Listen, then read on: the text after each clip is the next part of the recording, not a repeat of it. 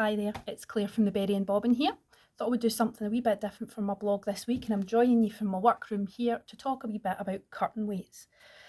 These are important when you're having curtains made, as they ensure that the curtains will hang properly once they're on the rail at your window. They will make sure the bottom of the curtain is weighted down to make them straighter. The number of weights that you'll have in your curtain will depend upon the size of your curtain, the weight of them. They're usually set into the bottom hem, and they should be invisible to you. You'll be able to feel them if you lift the curtain, but they'll be invisible.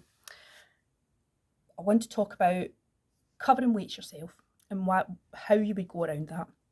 So why would you cover them yourself as opposed to buying the ones that come ready covered? Well, if you're using a lot of weights over a period of time, it is more cost effective to cover them yourself using offcuts of lining that you have left over in the workroom, rather than buying pre-covered ones that often they will cost slightly more. Also, if you're covering them yourself, you can choose what colour of lining you are covering your weights in, and therefore you can colour match it to the project that you're doing. If you're doing dark curtains with dark lining, then you might want to cover your weights with a dark lining, and it will make them even more invisible to the eye. When we buy our weights, there's one there, we buy them like this. This is a 25mm round lead weight. As you can see, it's bare metal. You get these in all different sizes. You can get them in different shapes. They do come as squares and rectangles as well, but I usually tend to buy the circular ones. They are bare metal. So if you were to set this into the hem of your curtains, there's a chance that it's going to mark the fabric. There's a chance that if it gets wet, it will rust. And you don't want that against the fabric of your curtain, and this is why we will line them, or we will cover these over with lining before we put them in.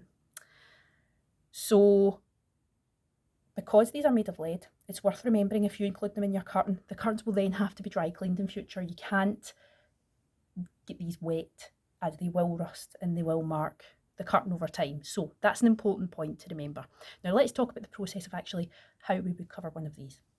So we get a piece of lining, I'm doing this on a small scale, a piece of lining, and fold it in half.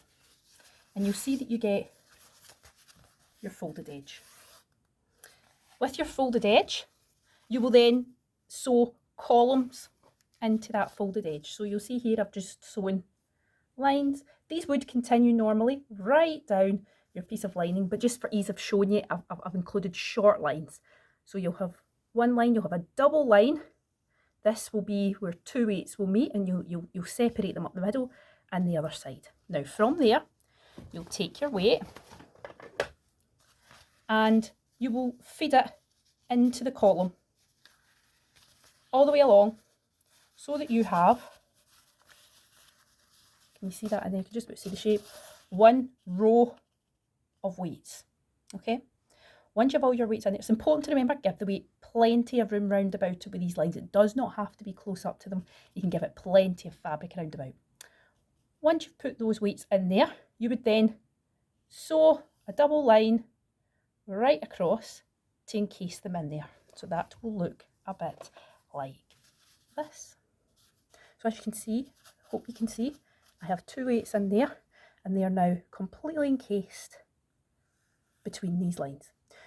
If you were doing it the whole way up your piece of lining, you would already have your vertical line sewn. You put in your next row of weights, and you would do the same again with a double line and continue the whole way up.